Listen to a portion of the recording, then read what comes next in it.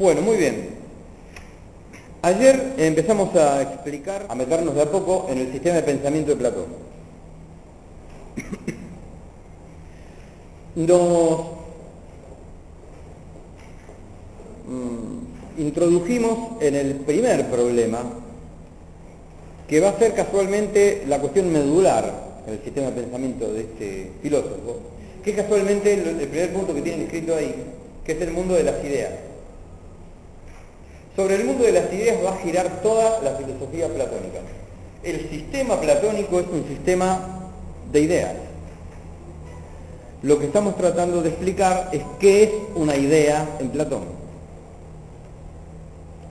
Ayer decíamos, y escuchamos en el clip que vimos, entre paréntesis les digo que lo tengo en el canal mío de YouTube, así que si lo quieren ver, porque no lo vieron, o lo quieren volver a ver, para por ahí tomar algún apunte, algo que les haya interesado, ya lo tienen ahí para acceder a él.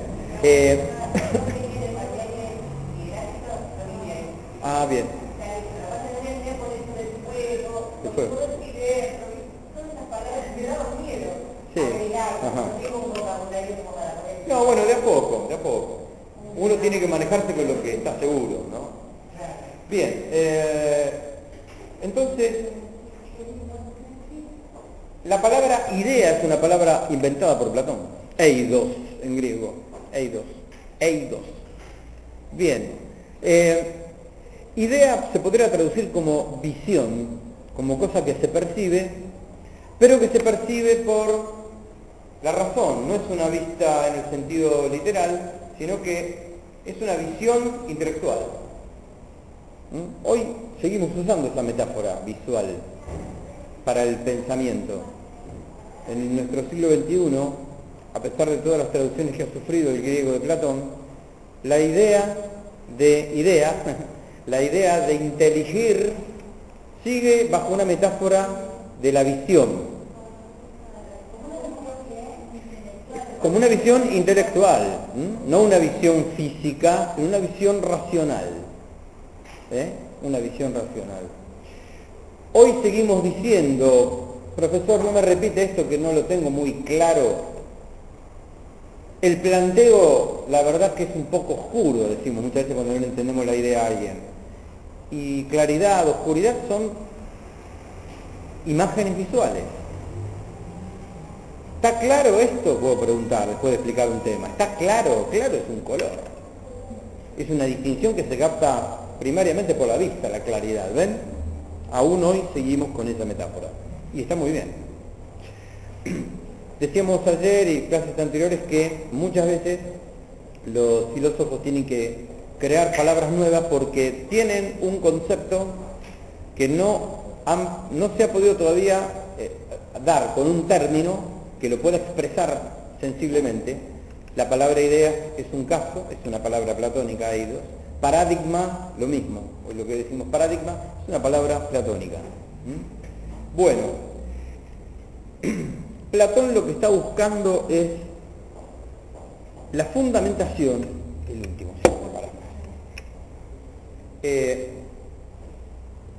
Platón lo que está buscando es la fundamentación de lo inteligible.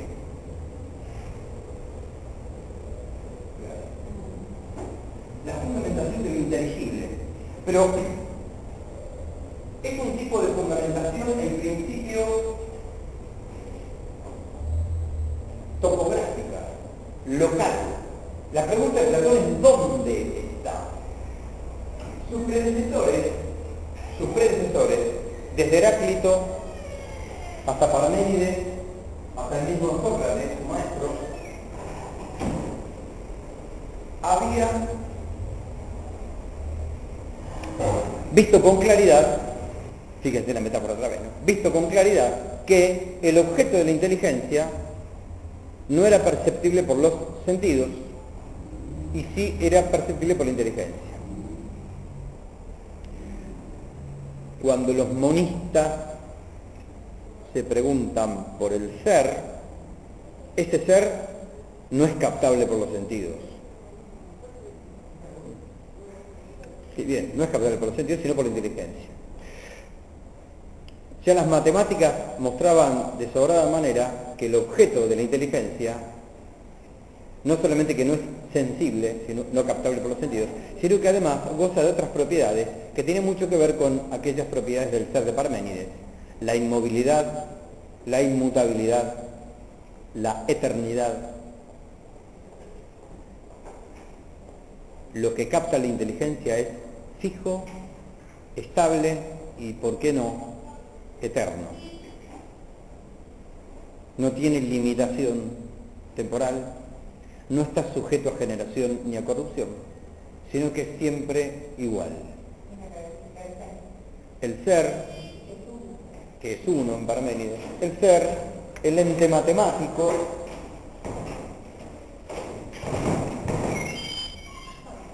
siempre pienso en la metáfora del corazón. El corazón se abre del lado de adentro, esta puerta también. De afuera no se abre el corazón. El corazón no lo abre de adentro, bueno, la puerta. Bien. Esta es la idea. La pregunta que se hace Platón es, perfecto, el objeto de la inteligencia es inmutable, pero ¿dónde está? ¿En qué lugar concreto está? Las cosas son móviles, son finitas, son corrompibles, son generables. El mundo no es estable. Heráclito tenía razón que todo fluye, panta rei. En el sentido de que todo está en permanente devenir, sí le da la razón a Heráclito. Que el mundo está en permanente cambio, sí le da la razón a Heráclito. Muy buena pregunta. Más a Heráclito que a Parménides. En ese sentido está más cerca de Heráclito que de Parménides, porque Platón lo que va a superar de la metafísica de Parménides es esto de que el mundo de los sentidos es un engaño y un error. No es un error, puede llegar a engañar, pero existe. Esto es lo que recupera Platón. El mundo el mundo físico, el mundo captable por los sentidos, es real. Es real, pero también es real lo que dice Heráclito. Está en permanente devenir, en permanente cambio. Por lo tanto, la sede de esto inteligible inmutable, que son las ideas, que son los objetos matemáticos, se dice Platón, ¿dónde estarán? Porque en el mundo no pueden estar. Porque el mundo de sobrada manera muestra por evidencia abrumadora que está en permanente cambio.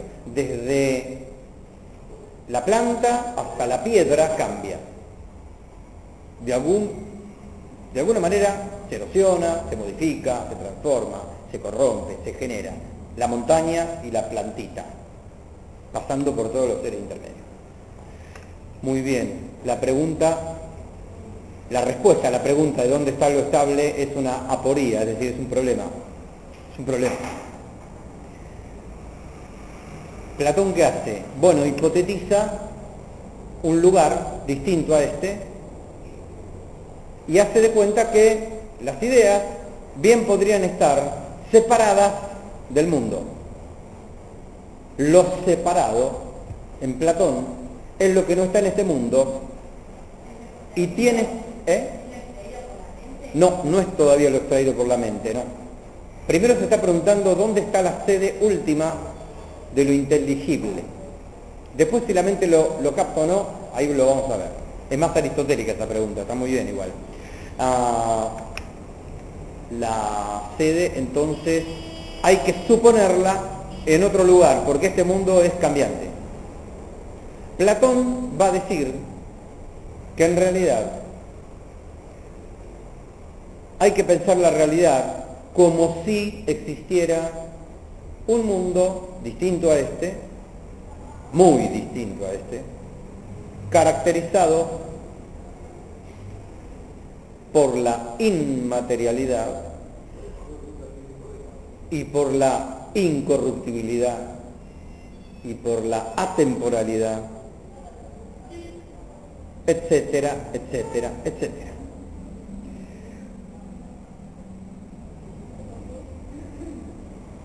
La inmaterialidad, la intemporalidad, la incorruptibilidad y más cosas.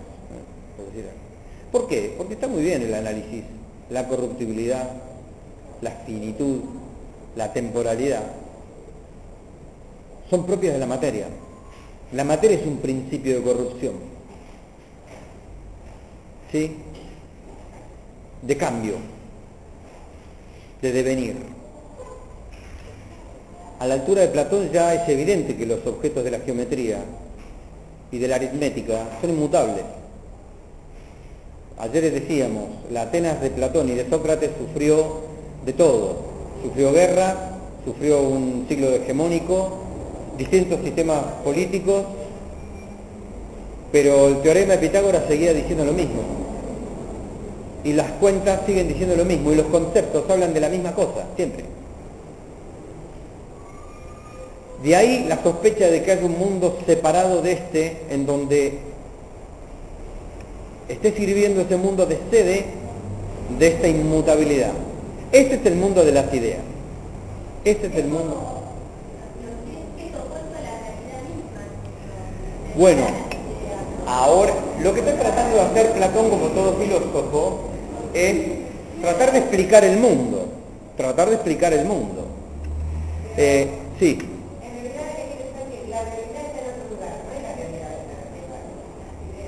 No es algo que sostiene lo real.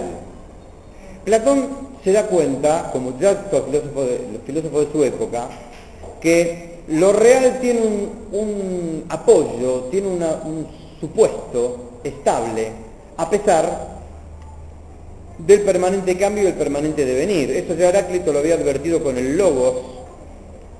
El logos que en Heráclito quiere decir una cosa, en Platón otra, pero si bien Heráclito es un poco el padre del devenir, del perpetuo devenir, no es un devenir caótico, eso lo vimos, es un devenir ordenado por una ley universal divina que se llama logos, ¿sí?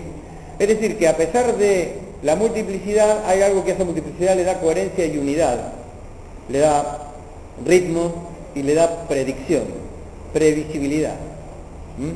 Por eso que se puede hacer, hoy lo decimos nosotros, se puede hacer ciencia de la realidad en perpetuo devenir, ¿sí?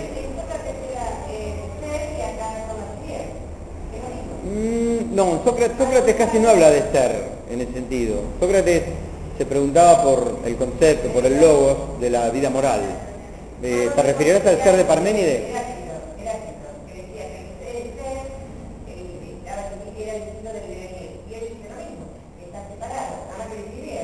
Sí, esa distinción entre ser y devenir está más explícitamente remarcada en Parménides que en Heráclito, ¿sí? Porque acuérdate que el que llega a la conclusión de que el ser tiene que ser estable, inmóvil, inmutable, incorruptible, etc., es Parménides. Y es muy importante eso que vos decís, porque una de las grandes influencias que va a tener Platón para llegar a generar ese mundo de las ideas son las propiedades del ser de Parménides. Ah, la estabilidad. Y bueno, viste, va cayendo la cosa. Bueno.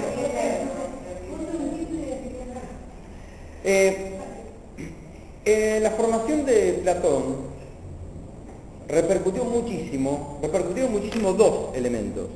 El primero de ellos, el concepto de su maestro, la noción de concepto de Sócrates, el concepto socrático. Esto de leer una noción en la realidad concreta que se da analógicamente, por ejemplo la justicia, por ejemplo la valentía, cualquier virtud, ¿cómo te va? Cualquier virtud o cualquier vicio, porque él se ocupaba bastante del campo moral, y ver que se podía hablar de virtud en determinados campos que no tenían una relación estrecha uno con el otro, lo vimos el otro día, ¿sí? Entonces, ¿cómo va forjando el concepto Sócrates? Por abstracción, diríamos hoy. Obviando lo accidental, se queda con lo esencial, hablaríamos en un lenguaje más para acá de la filosofía que el de Sócrates. Esos son ejemplos. Sí, él llega al concepto de eso. Bien, por un lado esto influye en Platón, por el otro lado las propiedades del ser de Parménides. El ser es uno, el ser es inmóvil, el ser es inmutable, el ser es infinito, etcétera, etcétera, etcétera. Platón, a este concepto de Sócrates, le va a aplicar las propiedades del ser de Parménides y va a generar la noción de idea. La noción de idea. A ver, habría que hacer la cuenta. Concepto socrático más propiedades del ser de Parménides igual idea platónica, si lo quieren de una manera un poco escolar. ¿Sí? Como para que quede la idea. A ver cómo escribirlo. Tenemos. Concepto socrático. Concepto. Más propiedades del ser igual idea. Acá ponemos Sócrates.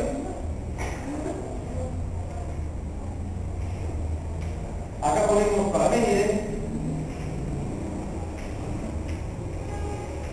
Igual Platón. A grosso modo.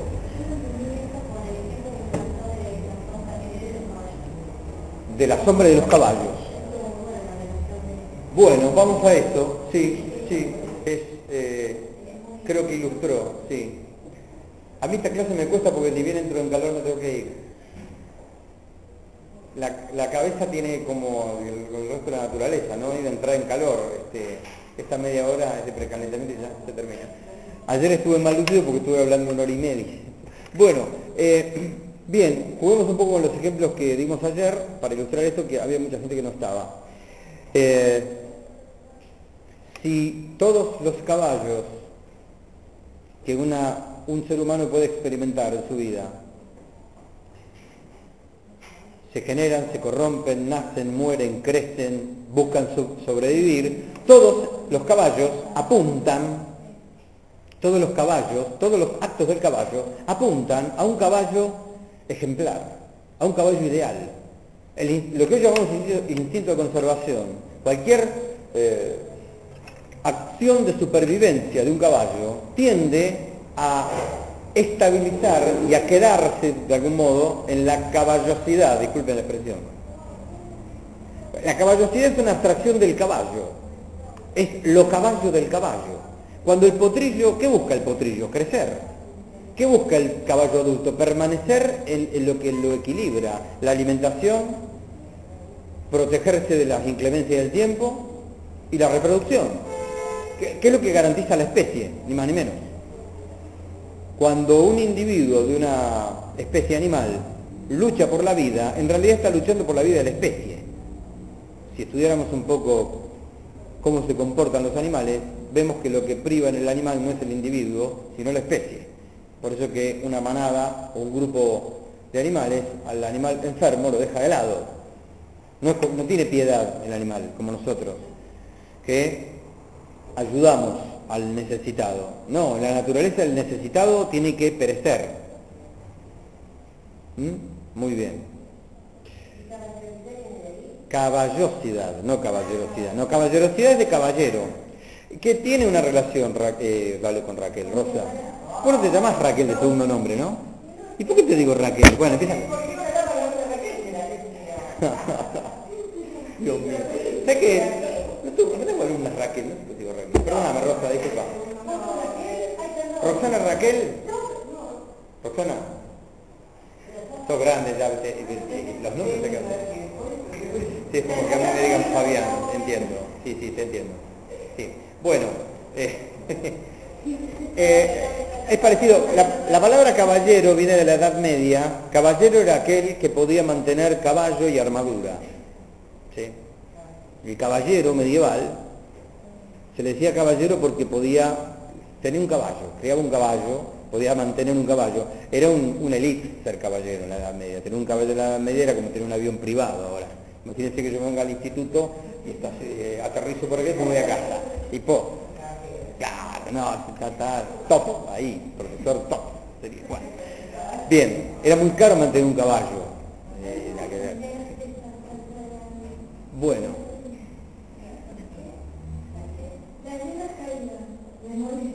Sí, Sí, yo en cualquier momento tomo una tijera y las corto. Sobre todo la del pizarrón, que me parece una falta. Me parece. Yo ya me reía, ¿no? con esto, porque ayer los chicos vieron, estaban viendo el nacionalsocialismo, el nazismo, ¿no? Y estaba el nombre de Adolf Hitler, y aquella frase, que tiene pinta un grupo que puede ser que sea ellos, parece escrito por Adolf Hitler, eso, tal cual, parece una frase de un déspota, es un despotismo descabellado. Sí, si la hubiera, si fuera perfecta, qué locura sería, ¿no? Bueno, muy bien. Lo que pasa es que Hitler encontró una banda que pensó que su locura era perfecta y así no fue también. Bueno, quedaron 8 millones en el paso, ¿no? En el camino. Bueno,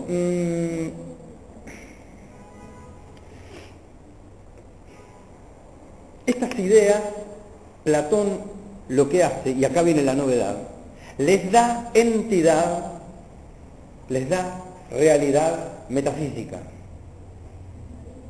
Le da realidad metafísica. Estas ideas son y existen independientemente de cualquier otra cosa. Esto responde un poco a la pregunta que hizo Aldán hace un rato. Existen en sí mismas. Son reales en el sentido de que están fuera de la mente. Y están fuera del mundo, no solamente de la mente. Son ontológicamente o metafísicamente reales y subsistentes.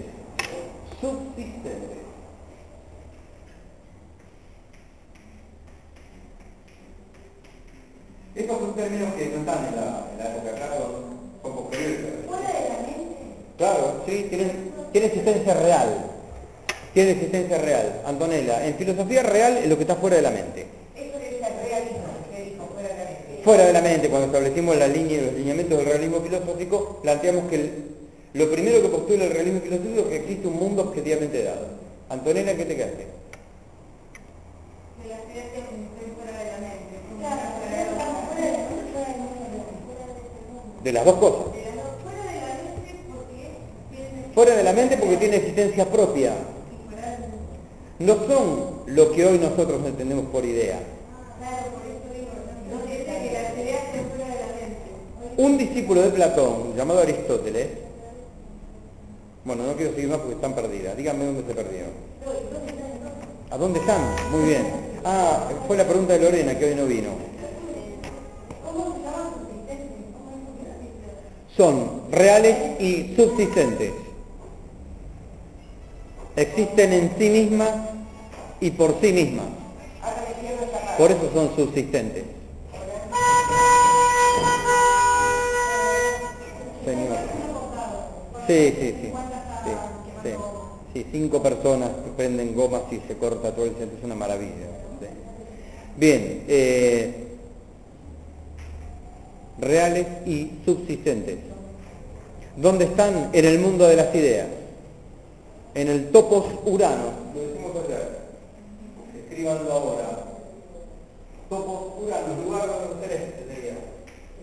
Mundo de las ideas. En el mundo de las ideas. Es decir, que hay dos mundos, y con eso me voy a tener que ir, porque ya me termina la hora. Hay dos mundos, este y el mundo de las ideas. Juego un poquito con esto para que puedan realizar su trabajo práctico. Lo pueden entender mejor el trabajo práctico. Hay dos mundos en Platón, esta es la gran novedad en Platón. Ese problema que había entre mundo sensible y mundo inteligible en Parménides, que cuál de los dos será cierto, Platón lo que hace es decir, los dos son reales, los dos existen, los dos son independientes, los dos no son independientes, no, eso no. Los dos son reales, los dos existen, con la diferencia que uno, tiene el fundamento en el mundo de las ideas. Este mundo de la materia, este mundo corpóreo, está ordenado, este mundo corpóreo está ordenado, está configurado por las ideas del otro mundo que le dan una forma, una organización, que lo hacen ser a las cosas lo que son. Que le dan la especificidad, la forma de ser lo que son. Por eso que cosas que tienen una materialidad muy parecida, tienen una formalidad muy distinta porque pertenecen a ideas distintas. Yo puedo comparar al ser humano con el mono y materialmente tienen un montón de cosas en común, son bastante parecidos, ¿no? Pero formalmente son cosas completamente distintas. Son parecidos físicamente, ¿no? ¿Vieron que hay veces que decimos que fulano tiene cara de mono? No es tu caso, Roxana, vos no tenés cara de mono, ni pareces un simio, pero viste que hay gente que dice, che, es el mono, tal, un arquero que le decían el mono, de Boca, era colombiano, un arquerazo, tenía cara de mono. Bueno, pero claro, y si hay un antecedente en común, sí, es lógico, que nos confundan antes con un mono que con una cebra, o con una iguana, ¿no? Bien, pero formalmente son cosas distintas, porque todos los monos, para Platón, ay, qué chica más mona, esta Piccolo, qué chica mona, por ejemplo, y no se está refiriendo a que tiene cara de mona, sino que antes se decía mona que era linda, no. O por ahí, bien, sí, pero ahí por analogía, lengua bífida, por el veneno, todo eso, la lengua rápida, ¿no? Bien, por los colmitos, yo no me quiero meter más en esto, sobre todo porque me tengo que ir, ¿sí? Bien, ahora, siguiendo con la idea de Platón, el mono participa de una idea, la idea de mono, el mono ideal, es muy distinto al hombre ideal. La idea de mono con la idea de hombre son muy diferentes. Si tu problema en la vida es que buscando el hombre ideal ligaste un mono, Antonella, yo primero lo siento en el alma, creo que mereces mucho más que esto, No sé si el hombre ideal, pero bueno, lo tuyo es un trauma platónico, ¿está? Bueno, me tengo que ir.